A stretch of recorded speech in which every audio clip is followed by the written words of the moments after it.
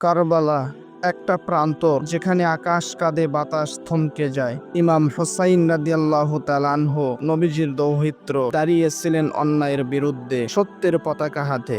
চারিদিকে শুধু তৃষ্ণা, ক্ষুধা আর নিষ্ঠুরতা। শিবিরে পানি নেই, শিশুরা কাঁদছে। তার 6 মাসের নিষ্পাপ শিশু হযরতে আলী আসগর রাদিয়াল্লাহু তাআলা আনহু তৃষ্ণায় কাঁদতে কাঁদতে নিস্তেজ হয়ে পড়ে বাবার কোলে।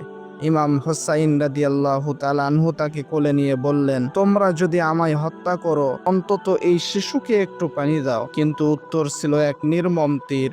এক নিষ্ঠুর সৈন্য ছুঁড়ে মারল 3 মাথা বিশিষ্ট বিষাক্ত তীর, যা বিদ্ধ করল শিশুর গলা। বাবার কোলে রক্ত ঝরল নদীর মতো। হুসাইন রাদিয়াল্লাহু তাআলা আনহু আকাশের দিকে তাকিয়ে বললেন, হে আল্লাহ, তোমার রেজামন্দির জন্য আমি এ ত্যাগ কবুল করলাম। শেষ মুহূর্তে নামাজে সেজদারত অবস্থায় তাকে